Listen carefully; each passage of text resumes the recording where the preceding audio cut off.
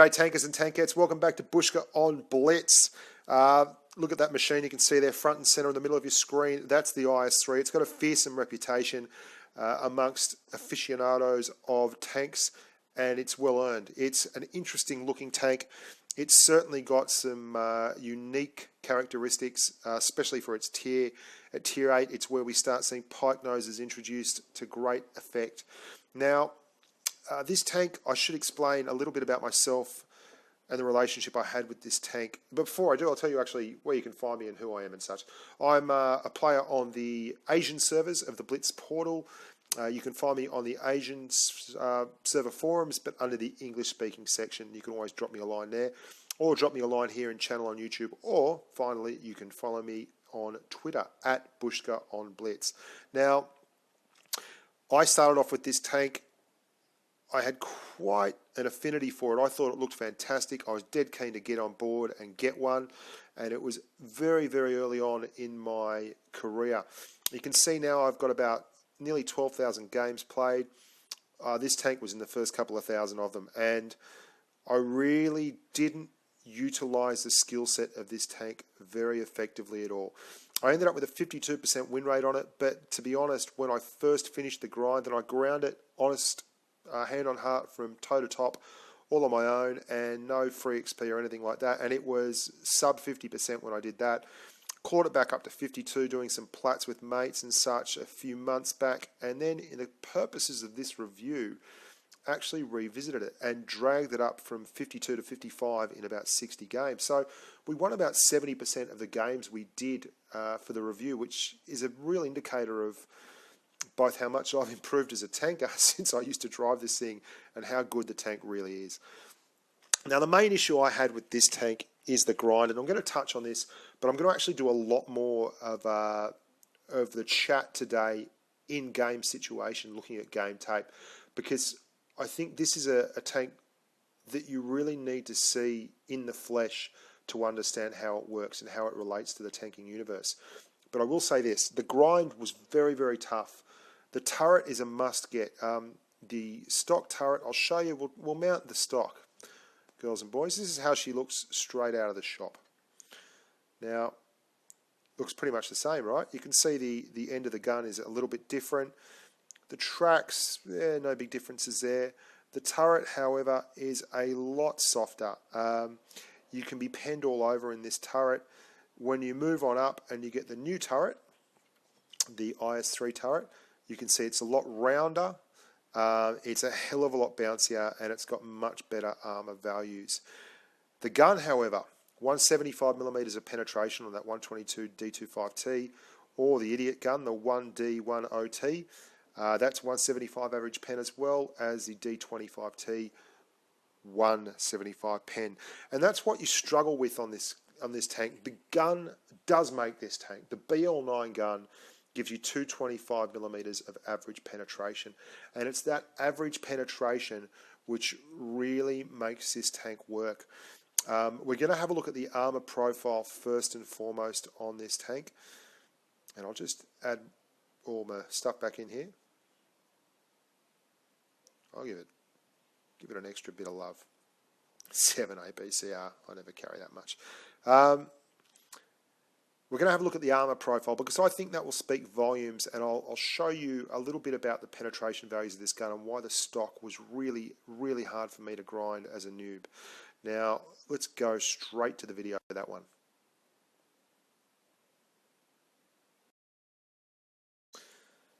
Now, the IS3.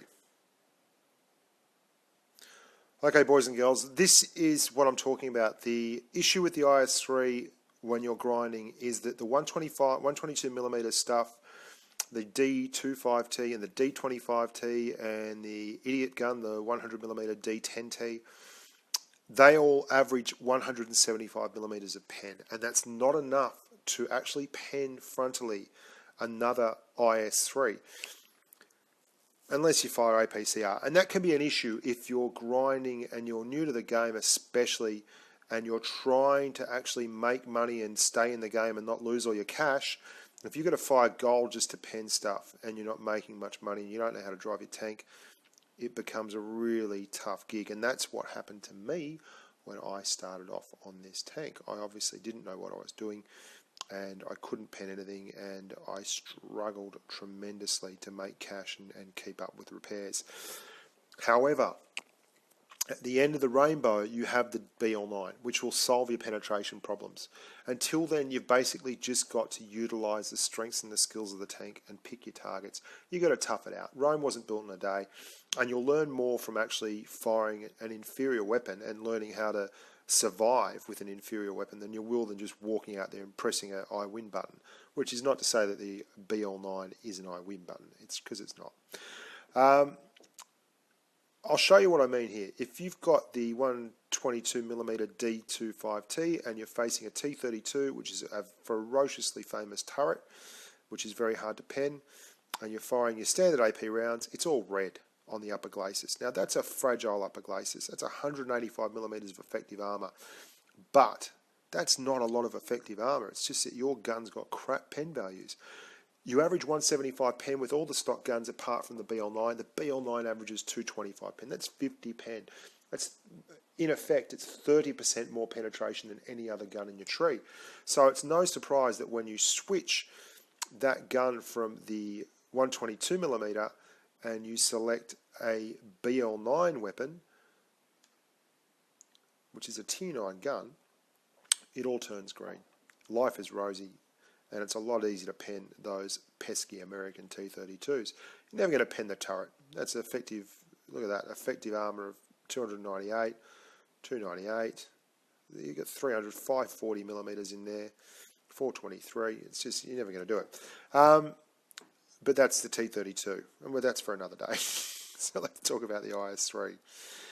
Now the IS3 suffers from a very interesting armour profile. Or not suffers from, I shouldn't say that. It's got a very interesting armour profile, in that when it works, it's brilliant, and when it doesn't work, it catastrophically doesn't work.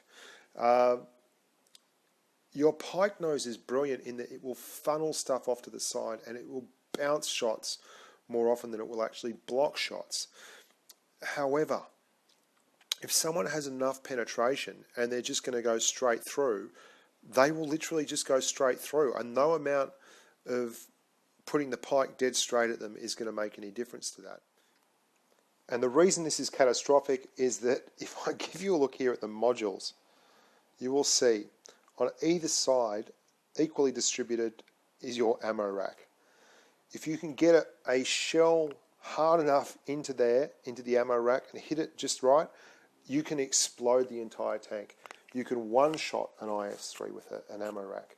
And that's right behind the most strategic point of your armour profile, where you are basically trying to always point this at the enemy. Now, because it's a forward-mounted turret, you don't actually have, it's not a great offensive side scraper. As in, I'll do it all the time, and you'll see in some of the videos, you'll move in, and you've got this lovely spaced armour on the side.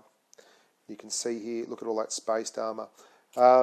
And you can suck shots into that spaced armour on the side, or indeed into your tracks. But because you are right at the front of your turret, to get your gun to bear on the enemy, you've got to move further out. And that exposes that frontal upper glacis. However, you can still side scrape. It's just not as good as, say, an E75, but that's fine, because you're not going to be the best at everything. What you do have going for you, though, is you do have a lot of spaced armour, and you've got a baffling armour profile at times. Lots of bounce, always lots of angles. You can see, look at the angles on the back, the angles on the side, even under your spaced armour. Your side armour itself is reverse angled, so it goes one way on your spaced armour, the angle up, and then once it gets through there, it goes the other way, the angle down. So you'll eat a lot of heat and a lot of HE shells in that spaced armour on your side. You also have to talk about the height of the tank, because I believe that's part of the armour package. The silhouette of the tank and the height of the tank is just absolutely key in not getting hit. And that's the joy of the IS3. Armour is there to stop you from being hit and taking damage. And the actual size of the tank and the way it can hug terrain makes it a really hard target to hit in side profile at distance and range, and it flashes in and out of sight quite often when it's driving through dunes like on oasis palms or desert and the like, and rock field and things like that. You can really take advantage of terrain. It doesn't have much gun depression, -5 degrees of gun depression, and that can be a real pain in the ass, but it's a Russian tank. You're always going to get that kind of thing. So here we are on the actual progression screen. You can see the modules there. You've ground through all the guns.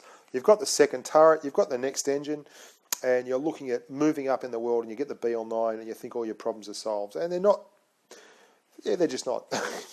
But the good thing about most Russian guns is they do a lot of damage. Now, it's a good gun, don't get me wrong, but I'll point something out here for you. The IS has an average damage roll. If you have a look at its top of the tree, 122 D25T, has an average damage roll of 400. So at tier 7, you're getting that damage on an IS. You're also getting it on a KV3, right? You're getting there you go, there's a 25T, you're getting 400. So there's plenty of other guns out there that do 400 alpha. The joy of this gun on the IS3, however, is that while it may be accurate, it may have an alpha that's been done before, it's on the right kind of tank to take advantage of it. You are an absolute knife fighter with this tank. You will see in the gameplay so many of the kills are up close and personal.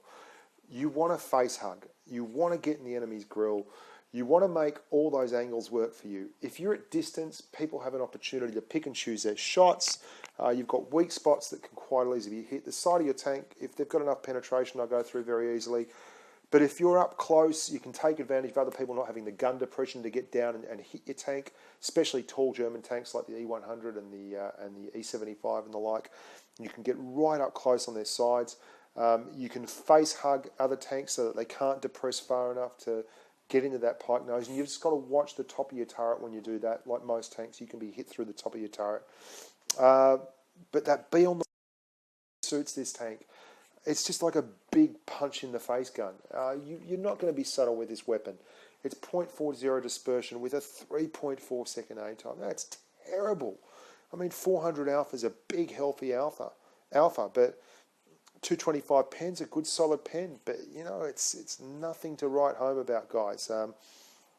As guns go, it's not that great, but for this tank, it's like an oasis in the desert. You get an extra 50 pen on top of your D idiot, you know, your D110T, and your D25T. Now, 50 pen against 175, that's like 30% pen, you know. That's a lot of penetration to gain in one module upgrade. But it's really important. Once you get that BL9, this tank works.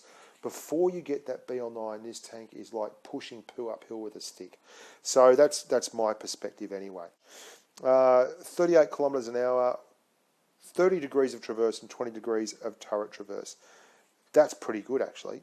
You'll see here your Tiger 2, 38 kilometers an hour, 27 degrees of traverse and 16 degrees of turret traverse.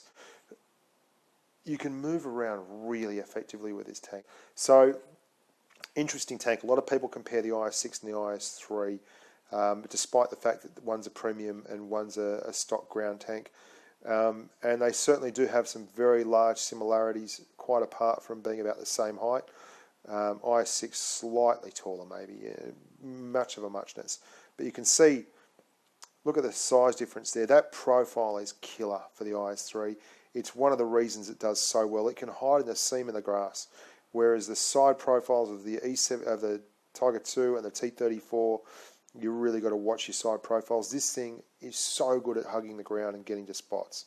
So let's have a look at some gameplay, girls and boys. I know I've rambled a little bit there, a little bit further than I would have liked to have gone. We're going to have a look at some gameplay and figure it all out on the run. And on the run we are. Here we are. We told everyone in the team, there's 3 mediums on the Op 4. Get here. They're going to come out and hit you in the back door. But no one listened.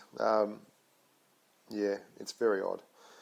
This game, people just don't pay attention to the minimap or the team set up and make up sometimes. So we've got a T34, 85, a T44, and a T43. Now we can put shots through the mantlet on the T44, and what he does here is not advisable. You'll note He just decides to trade his hit points. He's so desperate to get the shots in. And as such, he does get his kill, but he takes a disastrously large amount of damage in the process. And it's one of the reasons why we're able to actually get him early on in the piece. He's definitely our priority target.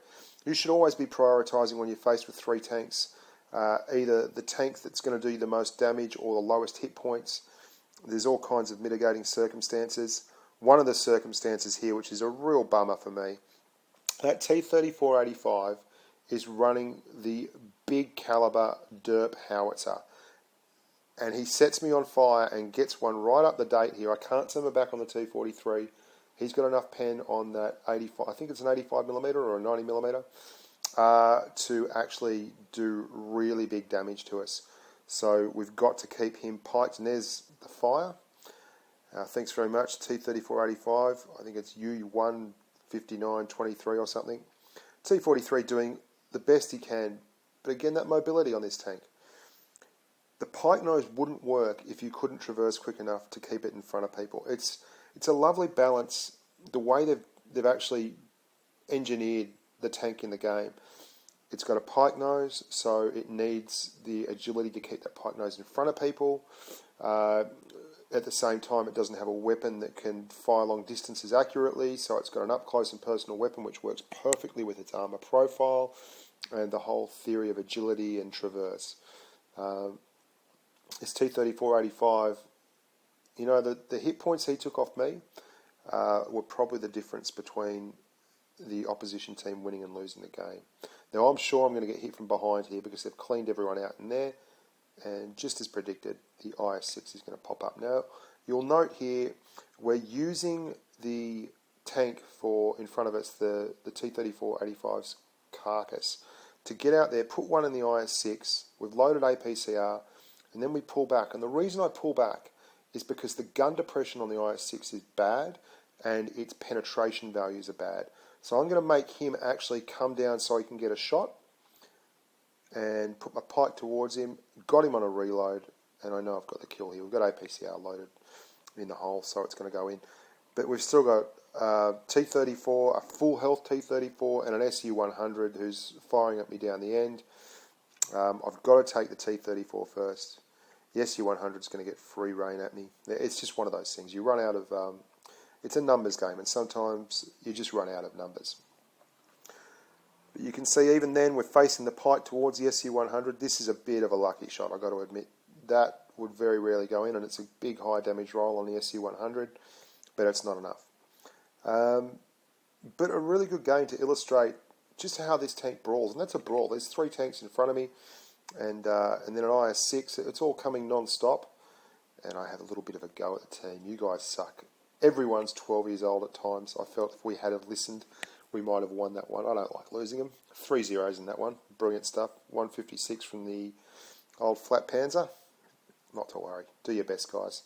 Onwards and upwards. Next up, we're going to have a look here at another little brawly situation. Now you'll see I'm using the actual terrain to my advantage. That sand, that mound of sand in front of me is going to hide the pike nose and the lower glacis. Lots of tanks in front of us, lots of targets.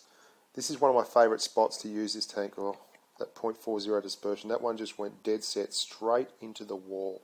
This ISU-152 on my right actually does the right thing.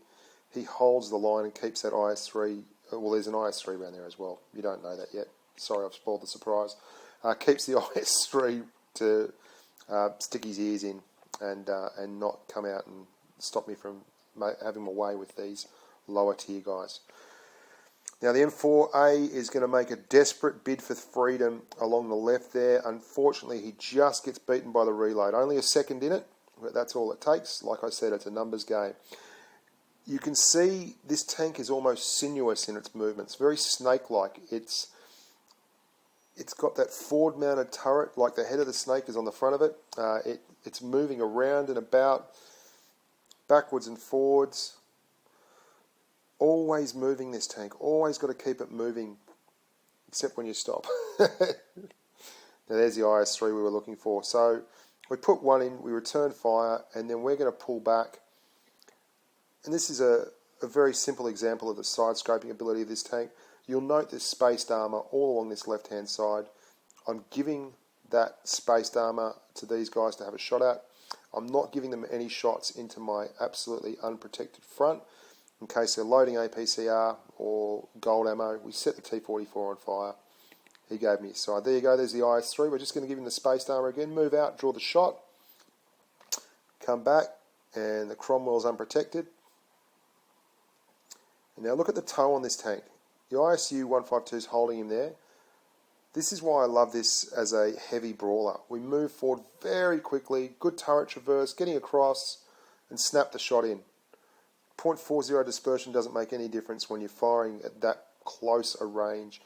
I really think this tank, everyone says it's noob friendly, and it is to a degree because the pike just works as long as you're pointing it at the enemy, and it'll work on its own without you really doing anything. But a lot of people snipe from respawn, or they try and go hull down, and it doesn't have the gun depression to really do that. I think that is why I struggled with it, because I came from a background where you would hull down all the time in games like Battleground Europe and World War II Online. And this doesn't hull down very well. It can, but to hull down you need a taller tank where you can fire down across hills. And you'll see here, whenever you're on a hill, you can't get the gun down. You'll note there, we're just on a little bit of an incline. And -5 degrees of gun depression with your gun at the front, it's not going to happen. Still and all, it's very low. And very low to the ground is very good. Now, we don't have the pen value there with AP to get through the front of that E100. And this whole little section here is to illustrate just how elusive this tank is. This is a tier 10 game. There's a tier 8 tank here, the Tiger 2, and we're doing our best. We're taking the shots that are given to us and that are on offer, which is all you can do in a tier 10 game. You can't manufacture things. If you push the pace in tier 10s, even with an IS3 that's a really strong tank, you're going to find that you'll get chewed up and spat out by these big guys. The alpha on that E100, he can hit you for 600. The alpha on the Jag Panzer E100 down on our left-hand side here will do 800 odd damage to you. So if you go being a hero in this kind of situation, you'll get hammered. And you'll see here the Tiger tries to push forward and push the pace, and he pays a pretty severe penalty for it. We've all put shots into him. He's not getting the looks he wants, and he's rushing. The E100's not stupid. He's hanging back. There's a T30 behind us, which will do 600 odd alpha with that big gun on a long reload. Now the E100's fired off, so we're going to push down, just make him move back a little bit. It's not always about putting a shot in. You push the E100 back, it gives you a little more space and a little more sea room, so to speak, to manoeuvre, which we use to move forward and put some shots into the side of the Jag Panzer E100. And that's what this tank's so good at, is relocating and redeploying as a heavy. It's not a medium, it's not that quick, but you can see it hides and folds in the ground. We've moved back there. That Jag Panzer E100 never got a look at us because we're so low to the ground, we don't present an easy target. Now, we've not been a target for this E100 at all because we've been low to that ground. We put one in the side of him, and we're going to go right underneath his gun here. He's trying to track the T30, and then comes back around. We're going to go right around him, put one in the rear, and just keep on turning. Never stop. Force him to back it right up. Now, you can see that gun depression really frustrating there. This T30 on our left has done a really solid job. He had a very good game. We did win this game eventually. You'll note here, still below the ground on that E100. He wants the shot. He just can't lower his gun enough to get past that hill. We put one in the front and kill the engine on that Jag Panzer E100. And then nice and quick, straight past him. One up into the side. That E100's hit us once. He's on a reload. We're going to go past the T44, who's a bit of a numpty, downstairs, into the jam jar, and we end up winning that one. So there you go. Great tank in terms of manoeuvrability and mobility, and utilising all the armour profile as well as the silhouette, the height of the tank, is key if you're going to be successful. Now, another example of that, here we are with an Object 704. Now, we give him the spaced armour on the side, slight angling, and he rushes the shot. He probably thinks here that we're going to go around the hill and come behind him, so he starts moving forward, but we're not actually. Good little tank this, it'll get up the hill, the IS3. All we're trying to do is get to the top so we can use that speed to come down the other side a lot quicker than he can reverse. And suddenly, there's a heavy tank circle of deathing a tier 9 tank destroyer. And there's nothing more frustrating. Any of you guys who've been in that object know exactly what I'm talking about. There's nothing you can do here. I'm trying to turn the pike towards the Tiger 2, who's also having a crack at the title down below, but it's far more important that we take this object out. And there we go. Very manoeuvrable tank, very good at brawling, knife fighting, that's what it's all about. It's very satisfying to hammer a higher tier tank destroyer like that. One of the best things in the game is taking people by surprise when they think that they've got you covered and they're just not prepared for it. So here we go, we're on Rock Fall. Now we're the top tier tank here for once. You'll face a lot of tier 9 and tier 10 games in this tank. You're a tier 8 tank, it's just the nature of the beast.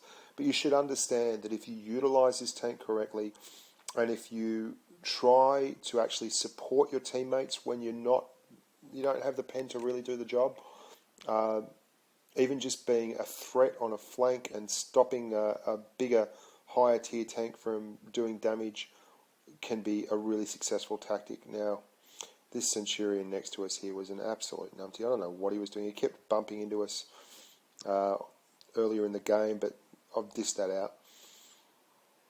It's Tiger 2's coming down the track.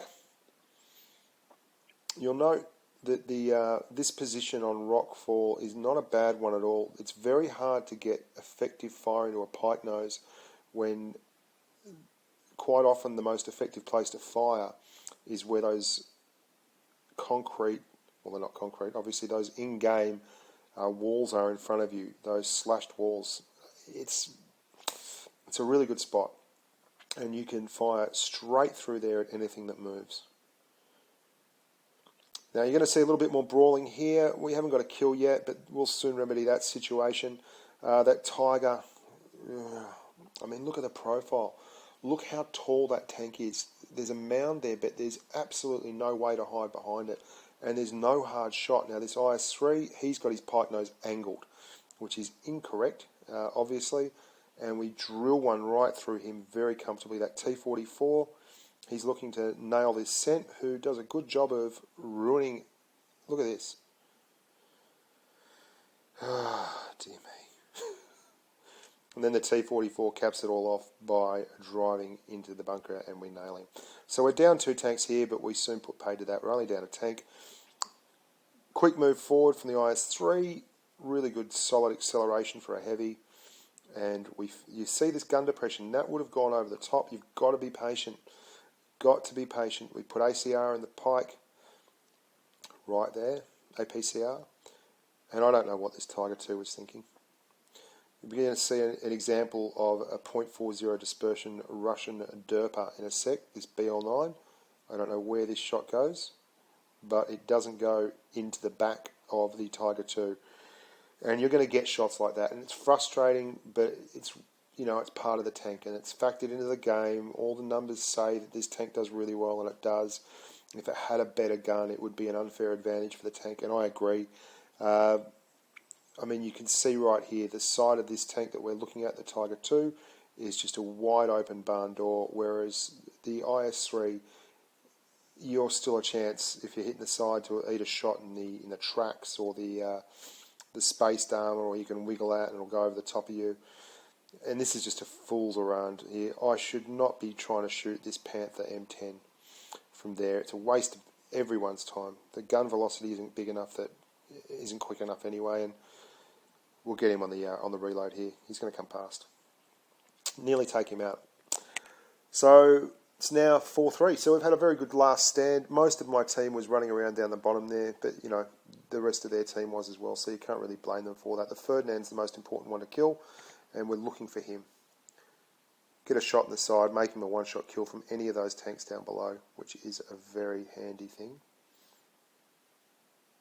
And the 30's gone, so we've just about got this one sewn up. This is another thing about this tank.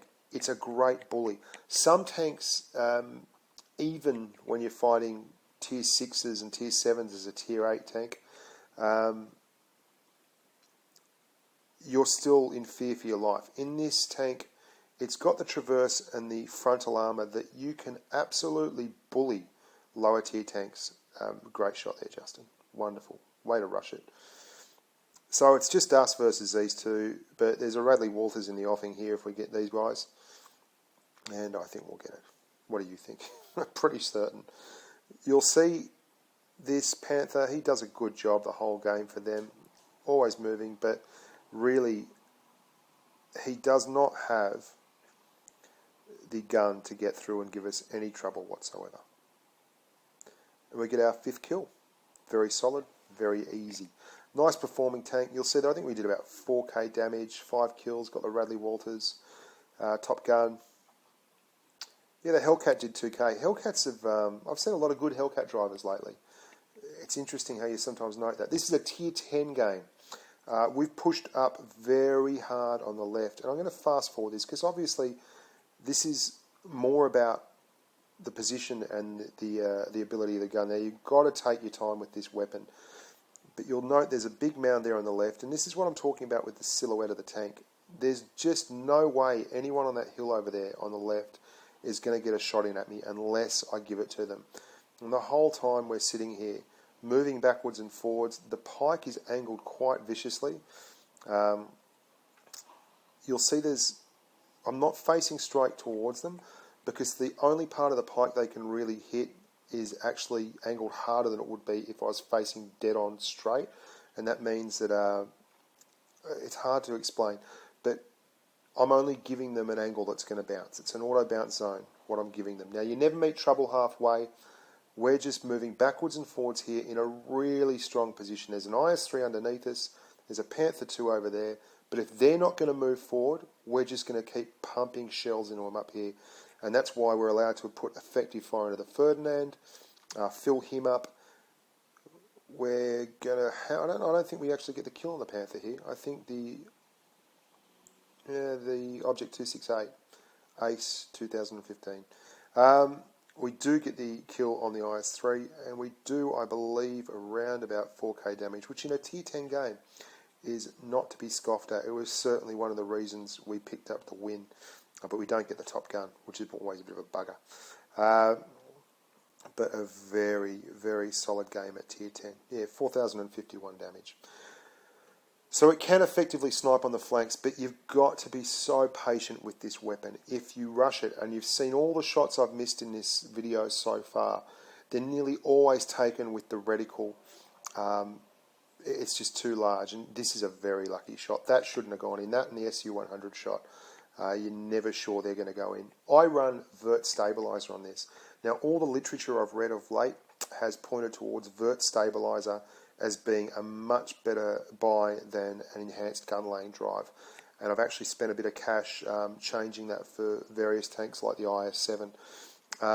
This has a 3.4 second aim time, this weapon, which means starting the reticle smaller actually helps it. It also helps more when you're moving the gun about or traversing the turret. And it's, if you think about it, it's very rare that you're always going to be stock still when you're brawling in a tank like this. Vert Stabilizer will help you a lot more.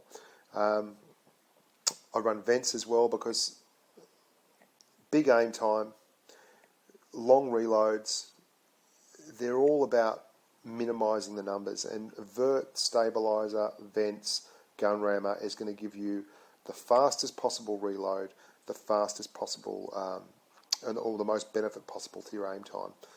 In your dispersion at 0.40, you can't afford to not sort out your gun handling. Again, a couple of really lucky shots on this. That's not lucky so much. I mean, I'm stopped and I'm giving it every opportunity and I'm not moving forward, but you've got to realise you can't rely on this tank as a sniper. We do the right thing here though. We put one last in there, one last speculator when they vanish from spotting sight and spotting range, and then we leave them alone because there's two tanks in the flank. There's a tier 10 and a tier 8 there. We've got 4 tanks up top. We're far better off pushing the top, killing those 2 tanks that are up here, and then turning around and dealing with the 2 downstairs and leaving 3 on 2 up here and possibly losing that fight and losing the one down there as well. So there's no need to be fair. This is war, not love. We're not here to make it easy for them. Anything that wins it as easily as possible, I'm all for. I've lost enough games to people being silly and going for massive numbers. I'll take the easy way out 9 times out of 10. And you can see maps like this, there's a real advantage to you in that profile of your tank, in the height of your tank. We're about the same size as the base on these houses. They offer an awful lot of cover for our tank, and not all tanks are so lucky. You can still hit the sides of E100s and KV4s and most of the heavy tanks, but you won't hit the sides of this thing. This is just a low bullet tank. It's very well shaped, and with your armour, the way it is, the armour on the side, the spaced armour you have, I don't know what this Persian was doing. Either way, we nut him. You've got to take advantage of things like that, and it's why when you're brawling in this tank, you quite often won't get hit from the edges because they just can't get regular shots on you. There's tanks all the time that try and cross-map snipe. Copperfield comes to mind. Sorry, not Copperfield, Black Goldville comes to mind. They're the kind of maps where people get caught up sniping. And this tank's great for that. You'll grind right in between the pipes and the desert and everything like that, and actually not receive the damage that a lot of people do. Now I'm with Snake Eyes Warrior on this one, or it used to be called Snake Eyes Warrior. It's now Storm_Snake Eyes. You might remember him from the E50 video. He had a massive carry on Desert Sands there. He did about 5k in an M103. I did about 3k in my E50, and we absolutely totaled up the flank in a medium fight there. It was a hell. If you haven't watched that review, it's worth it just for that fight. It's one of the most fun fights I've ever been a part of. Just absolute carnage, wreckage, tanks everywhere on that one. Now, we're moving up here towards the big hairy windmill. Snake Eyes is in the lead. One of the things you're going to struggle with on this map, like you will on a lot of maps where there's an encounter over a slight peak or a slight hill, is gun depression. There's only really one spot at this windmill that you can successfully get into and use to attack the enemy, and that's on the far left-hand side here. With any degree of certainty, you can slide across and, using the low profile of the IS3, put effective fire into tanks moving forward. However, there's 3 of us trying to use that area there, so I move to the middle and actually look for different ways to put effective fire in, and it's a far more risky proposition. As you'll see in a second, if you get your angles wrong, you're going to cop one between the eyeballs, and that Tiger 2 does just that to me. This IS3 was just feeling this is what I'm talking about. To get the gun depression to come down and put a shot into us, he has to actually expose himself to all the fire from our side, and he basically lost his full hit point bar in one salvo from our side. Now we move forward, we get a shot, a really nice shot here into the top of the Tiger 1, but we're far too open. The angle was terrible. That should have been more in line with the side of the windmill like that, and we would have bounced that, but my mistake. Hopefully you can learn from it. I know I did. This Yag Tiger moving up, we're starting to make inroads here. You'll see again the gun depression. -5 degrees just isn't enough. We get a really good shot here on the T54, and if I was in a T32 or an M103 or something, that'd be a kill shot. But as it is, I've got to roll forward and expose myself. Now we don't get punished for it. We put 300 in the T54 and take him. But that's what I'm talking about. That's the pros and cons of these tanks. It's got a great profile. It's got the pike nose. It's got a big derpy gun, but its gun depression isn't that great. It is, however, very towy. It moves forward very quickly, and we're going to circle around behind this T95 and stick across his back to stop him from manoeuvring. This Centurion's got the same idea, and there's an ISU 152 who's going to, unfortunately, take the scent out. He did the right thing, but he's just too big. Look how tall that tank is and how easy it is for that ISU 152 to put effective fire into him. Geez, T95s are tough buggers. Love them. Great tank. Good, fun tank. Now we're going to settle right back here, try and find that ISU 152 and hopefully not take any fire from it. There's actually also, I think it's an SU 152 who's shooting at us as well, and a Churchill. There's the ISU. Now he showed himself, which means that basically everyone's going to have a crack at him now. And that last shot he had a crack at when we bounced, that's the shot that he shouldn't have taken. Everyone had a clear view of him, and he's done and dusted. Churchill, not hard to nail a Churchill. He's a much lower tank than us. Doesn't have nearly as good a weapon or armour profile. Tier 6 tank, just an easy walk in the park. There you go. Again, a solid game from Storm, Snake Eyes and myself. A couple of IS3s, just pounding the pavement, carrying the team along. Very nice, very simple. Now we're going to have a look at one last video here. I know I've bored the pants off you guys. I'm sorry about that. This is another brawl. This is a tier 10 game again. I've come out here to support the pattern that's having a real crack. Our T62A drove into the middle of the town and did bog all for the entire match. Left the flank wide open. I've got no idea either. There's some odd people out there. I blow adrenaline here because I think I'm going to get a shot. Another shot at the T62A, but he rolls forward. I'm just trying to get there in time to help that M48 out. I figure if we can hold this flank, we're a good chance at holding the game. And more often than not, this flank decides this map. I just find that to be the case so often. I don't take the shot on the IS3 here because you've got to prioritise. And this T62A is by far and away the more important target. He can tear us up if he's given half a chance. So you can see we load APCR. We want to make sure this goes in. And here we go. We're going to start working the magic. Side scraping off this carcass, this dead pattern. No gun depression there for him. And by the time he gets down, we're going to be back behind the pattern. Just taking shots in the spaced armour from that T44. And the side of the IS3. He's definitely the target we want to kill. Moving back. Set him on fire, repeat the dose. And that's why this is such a great tank. It's such a lovely brawler. It really does make the most of all the terrain and all the obstacles that you can put in a map. It hides behind a blade of grass. For a heavy tank, it really does do well. And it can keep, this T44 in front of it, no problems whatsoever. He's probably wondering what he's got to do to put one into us, but he's got to do a lot better than that. So there we have it, the IS3. What a hell of a machine. I'm so happy I stuck with it and did the review. A lot of people have been after this tank for a while now. It's by far and away the most asked for review. It's obviously a popular tank, and a lot of people have to decide at Tier 7 which way they're going to go, whether they're going to move down the Russian line or the American line. It's really kind of a tipping point, because from there on in it comes a very long, hard grind, and they're very expensive, the tanks to buy. So if you decide to go down this line, you won't be disappointed. You've got the IS7 at the end of the line, which is an absolute ball terror of a tank. I really love the IS8 too. Loved it a lot more than the IS3. But I've got to say now that I've been driving the IS3, it's one of the best tanks I've ever driven. Hell of a lot of fun, and I can highly recommend it. So until next time, stay safe on the battlefield. I'm Bushka on Blitz. Give me a follow on Twitter at Bushka on Blitz, or stop by and say good day in game.